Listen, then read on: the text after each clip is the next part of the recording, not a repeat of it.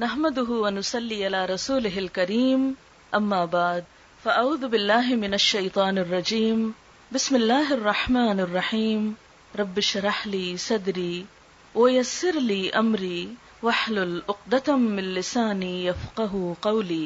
رزق کے سلسلے میں یہ بات بھی یاد رہے کہ اگر کبھی رزق میں تنگی ہو رہی تو ہو سکتا ہے کہ اس تنگی پر صبر کرنے کی وجہ سے انسان کے اتنے درجات بلند ہو جائیں کہ بہت بڑی بڑی نیکیاں بھی اس کے مقابلے میں ہیچ ہوں۔ پھر اسی طرح بعض اوقات انسان کے لیے ناشکری رزق کی تنگی کا ذریعہ بن جاتی ہے، تو اس سے بھی انسان کو پرہیز کرنا چاہیے۔ خواہ انسان کے پاس تھوڑا ہی ہو تو بھی اس پر اللہ تعالیٰ کا شکر ادا کرنا چاہیے، کیونکہ اللہ تعالیٰ کا وعدہ ہے لَإِن شَكَرْتُمْ لَأَزِيدَنَّكُمْ، اگر تم شکر ادا کرو گے تو میں تمہیں اور زیادہ عطا کروں گا۔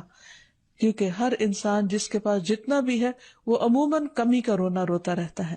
اسی لیے ہمیں یہ سکھایا گیا ہے کہ رزق کے معاملے میں ہم یعنی دنیاوی معاملات میں اپنے سے نیچے والوں کو دیکھیں کہ ان کے پاس کیا ہے، تو انسان کے پاس جو کچھ بھی ہو انسان اس پر راضی ہو سکتا ہے، مطمئن ہو سکتا ہے، خوش ہو سکتا ہے اور اللہ تعالیٰ کا شکر گزار ہو سکتا ہے۔ اور یہ ہمیشہ یاد رکھے کہ اصل میں الرزاق تو اللہ تعالیٰ ہی ہے۔ اس لیے جب بھی رزق کے معاملے میں کسی بھی قسم کی کوئی مشکل ہو، اونچ نیچ ہو، تو فوراً اللہ تعالیٰ کی طرف انسان رجوع کرے اور اللہ تعالیٰ سے خوب خوب دعائیں کرے، کیونکہ وہ دعاؤں کا سننے والا ہے، قریب مجیب ہے، بہت قریب ہے اور ہر بات کا جواب دیتا ہے۔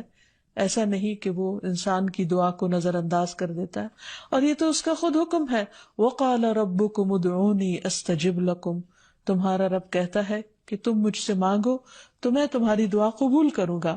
پھر اسی طرح بعض اوقات انسان کے لیے ناشکری رزق کی تنگی کا ذریعہ بن جاتی ہے، تو اس سے بھی انسان کو پرہیز کرنا چاہیے۔ خواہ انسان کے پاس تھوڑا ہی ہو تو بھی اس پر اللہ تعالیٰ کا شکر ادا کرنا چاہیے، کیونکہ اللہ تعالیٰ کا وعدہ ہے لَإِن شَكَرْتُمْ لَأَزِيدَنَّكُمْ، اگر تم شکر ادا کرو گے تو میں تمہیں اور زیادہ عطا کروں گا۔ کیونکہ ہر انسان جس کے پاس جتنا بھی ہے وہ عموماً کمی کا رونا روتا رہتا ہے۔ اسی لیے ہمیں یہ سکھایا گیا ہے کہ رزق کے معاملے میں ہم یعنی دنیاوی معاملات میں اپنے سے نیچے والوں کو دیکھیں کہ ان کے پاس کیا ہے، تو انسان کے پاس جو کچھ بھی ہو انسان اس پر راضی ہو سکتا ہے، مطمئن ہو سکتا ہے، خوش ہو سکتا ہے اور اللہ تعالیٰ کا شکر گزار ہو سکتا ہے۔ اور یہ ہمیشہ یاد رکھے کہ اصل میں الرزاق تو اللہ تعالیٰ ہی ہے۔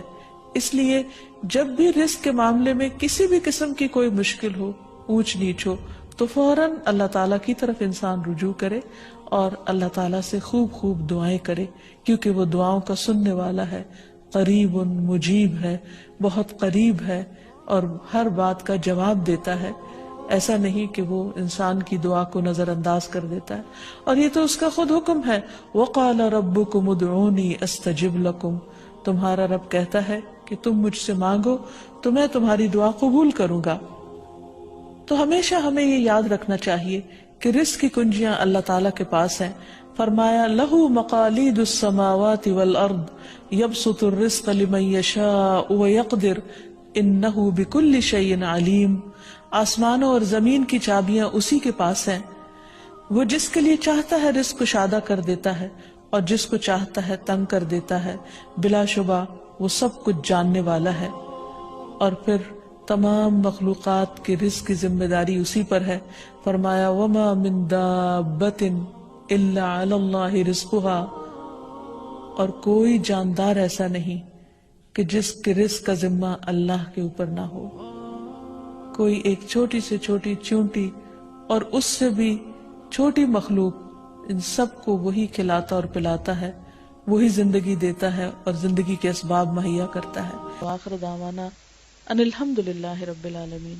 سبحانک اللہم وبحمدک، نشہد ان لا الہ الا انت، نستغفرک ونتوب